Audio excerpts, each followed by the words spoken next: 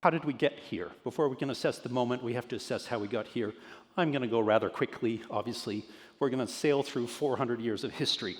This is, very briefly, this graph shows you, it's a graph of global treaties, that is, agreements between governments over the last 400 years. About 80,000 of them since 1650, more or less. 3/4 of them in the last 80 years. So it's a visual representation of the world becoming one. Think about it. In the 18th century, 19th century, we had about 20 treaties a year. I'd go to war with you, I'd win. We'd sign a peace treaty in which I would take half your land and half your taxation, right? Today, by contrast, on average, 1,000 treaties a year between 200 countries on every possible subject under the sun. That is the nature of the world in which we live. That's another way of saying that we're on this long arc of improvement. We're sort of going for what I call international relations. Some states interacting on some issues some of the time. This is an example of the 1885 Congress of Berlin, and a bad example, right? This is 12 European countries and Ottoman Turkey deciding to carve up the continent of Africa for economic exploitation. But the story continues. This is right down the road. This is San Francisco in 1945. The world's only universal organization was born right here.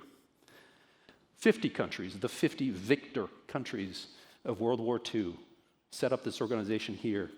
I think it's the King of Saudi Arabia that's speaking at the podium.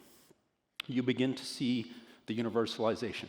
There are only 50 countries at that stage.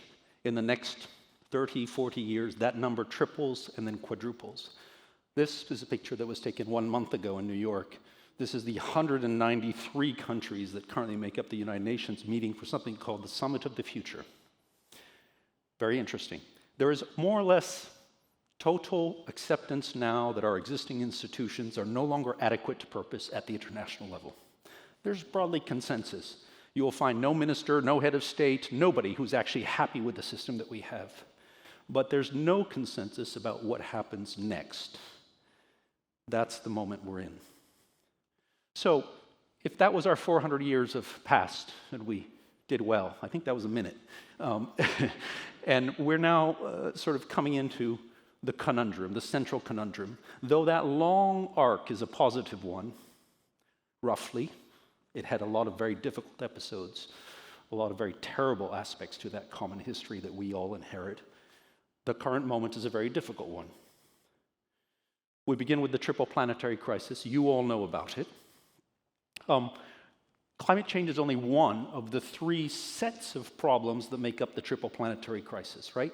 Pollution problems is another, and basically biodiversity loss is the third. They're different sets of problems, but they're interrelated.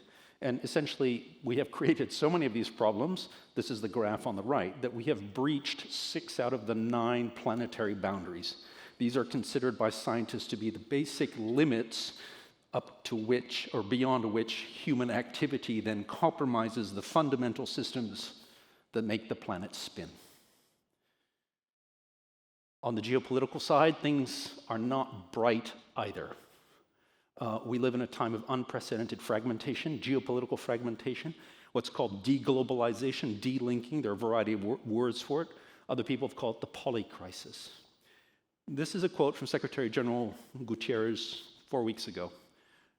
As somebody who served his predecessor in his office and used to help write these things, when a Secretary General uses the words powder keg, he's trying to signal a measure of concern that is very, very considerable. The Secretary General is also often conceived as the secular pope and uses what's called the bully pulpit to signal to the world what they are seeing from that perspective. Hopefully the next Secretary General is a woman in 2 years. Next to it, you find what's called the doomsday clock. Perhaps some of you are familiar with that. Created by Albert Einstein in 1945. A group of scientists gathered together, worried about the advent of the atomic age and nuclear weapons, created this as a symbol. Every year, a group of scientists get together, and they basically assess the danger to human health and planetary health. Originally, it was only and exclusively of atomic nuclear weapons. Now they've added some other causes. We are at 90 seconds to midnight for the second year in a row. To give you some comparison, in 1991, the fall of the Soviet Union, the doomsday clock was 17 minutes to midnight. So, on the one hand, from the custodian of the world peace in one sense, and on the other hand, from a group of scientists who keep a very close eye on the science and the geopolitics of nuclear weapons, you have two assessments that are, or should, give us all pause. The third area is we are, of course, at the global level, suffering a developmental lag. Inequality is growing. 17% of the Sustainable Development Goals only are implemented. We're about 60% down the path towards 2030. And as you can see, developing countries face an enormous debt burden and a lack of funding to bring into reality a lot of the basic standards that we take for granted. Clean water, sanitation, clean air, those kinds of things. So the last and fourth area that I would talk about, moving on from the developmental one, is this idea of basically a social progress recession. It's a concept that this organization in particular has begun tracking. And as you can see, for the very first time, across a range of social indicators, there's an assessment that actually, at the global level, we are beginning to move into what they are calling a social progress recession. It is difficult for us, in a way, sitting here tonight, to force our way out of the bubble to think about what is happening to the rest of the world, right? We live in a country whose economy is the envy of the world. It is the best economy in 35 years, according to most economists. That economy is powered by California. California is powered by San Francisco and the Valley. We're at the epicenter of it. It's where all the technology and all the creativity and the innovation and the capital come for this extraordinary engine. But I think we need to have the courage to understand that that is not everyone else's reality. None of this is going to get easier as we continue through what's called the net zero transition. The global economy started about 4 or 5 years ago, a major shift into the next economy, the post-oil economy. That is great news, right? And we all think that's great news. The challenge is that along the way, that transition is going to magnify existing difficulties and differences. And the haves and the have-nots are not actually going to be brought together by this transition. There's going to be continuing pressure, basically continuing to drive differences between the haves and the have-nots in different ways. Each of these set of problems, please remember that word, we're going to come back to it, are different things that are emerging in different ways. They're all interconnected, but there are a lot of things that we can think about in this room related to some of those groups of problems individually. So, that was the hard part, I promise. We can breathe. But we want to now pivot to this question. If that is the state of the world, how can business better serve humanity? Or maybe let's switch the sentence around. How can humanity better be served? Right? You know the quote that I'm making reference to. For the second part, I'd like to posit something. There's an extraordinary group of accomplished people in this room. You have succeeded, you have pioneered, you're innovators, you're captains of industry. There are a lot of goats in the room, I imagine. Yes. Even some whales, some unicorns possibly. So we have an extraordinary amount of talent. You have experience, you've raised businesses, you've accomplished great things. Let's pause it with me for the next 5 minutes as we go through the last part of this. The idea that your first or your second business or your band, that was a fantastic musical presentation. Whatever it was, that was your first try and it was highly successful. But you know what? You're back for more. You want to start a new business. You want to try something new. And you want to use the learning and the bruises you got from the first round, but you're also setting your sets higher this time. You want to kind of think about that idea of social progress and social contribution. I would suggest to you that there are 2 steps at a personal level that we need to think about before we can start thinking about them at an organizational level. So, I think Payam essentially said this. We have to accept that business as usual is no longer enough. Honestly, if we can't make it past this slide, there's nowhere to go. At this moment, given the urgency, the problems that befit the planet, I think we have to accept this as a starting point. Time is now precious and uncertain. We need a new and more urgent paradigm. We need to engage in new ways. We need, sorry Elon, less thinking about Mars, more thinking about Earth. And we need to cultivate, to achieve that, a greater measure of humility, greater curiosity, and greater genuine concern for one another. The second step then is, having accepted that, is to commit to the hard work to get there. And for that, again, I think it sometimes is going to require us, and I'm sorry if this is a little hard to hear, but we have to begin with the idea that business success is not necessarily a contribution to social progress. We have to accept that profit can breed overconfidence. We have to accept that we may not yet know what it is we require to make that leap to the next paradigm. And I think we have to accept that effort, personal effort, is the only way you get from the first to the second. All that is hard. None of that is easy. And I would say that all of these themes, by the way, apply in the world of governance, on the public sector side and on the nonprofit side. Everyone's dealing with the same issues. Having worked our way through that, I want to leave you with 4 quick takeaways, a wish list, if you will, for that second or third business that you're about to start, that new band, that new social enterprise. And it takes advantage and it looks back at all of the constraints and the problems and the difficulties that we've been talking about, right? So it's a wish list for urgent times. The first is this: run problematic businesses. Okay, it's a pun, you didn't get it, but that's okay. There we go. Be problem focused. We're out of time, honestly. Find problem, solve a problem. Find another problem, solve another problem. Try not to create problems. Be in the problem solving business. Many of the problems that we have today were problems that somebody else created, to be clear. So to run problem-oriented businesses. Replace the business case with the problem case, with the need case. Replace the total accessible market. I think that's the term. Somebody went to business school? Yes.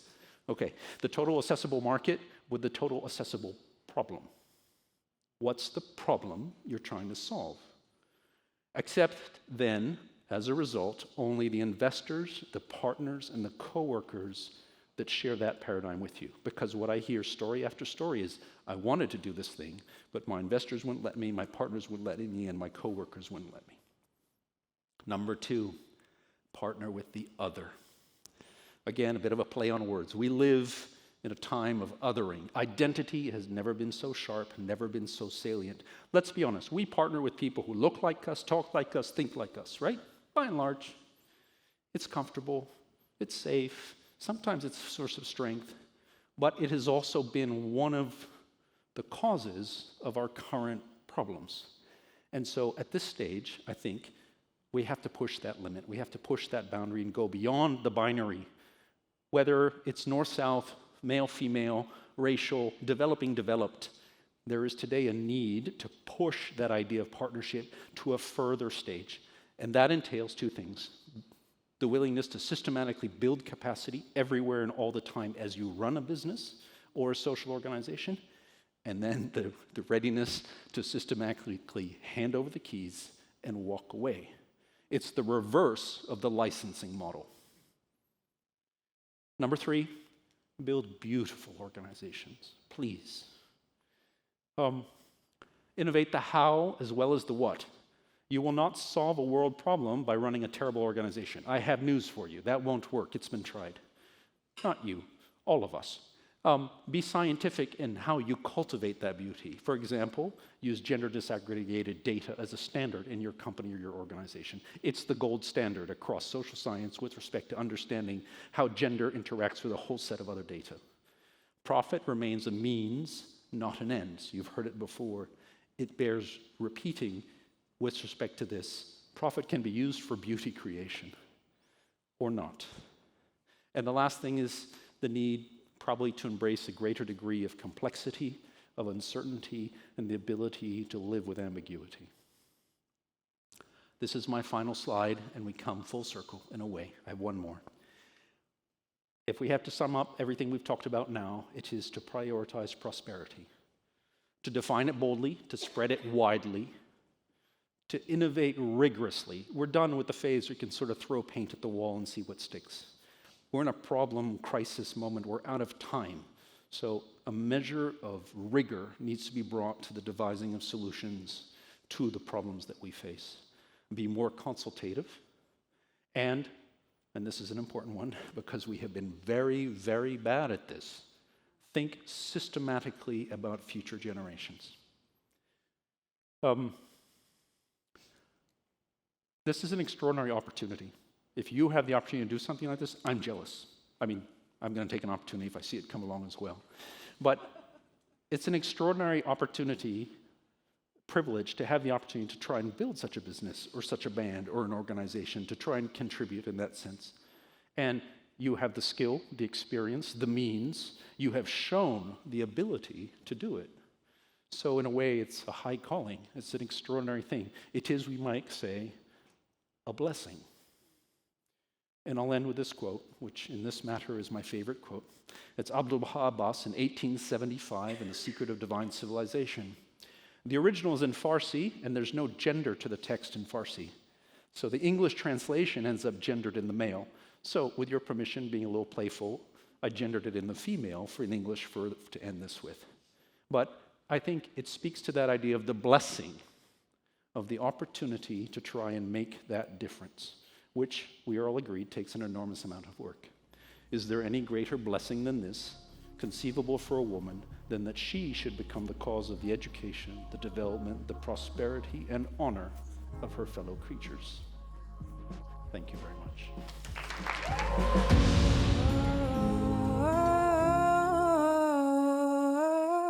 Think of sharing what you know.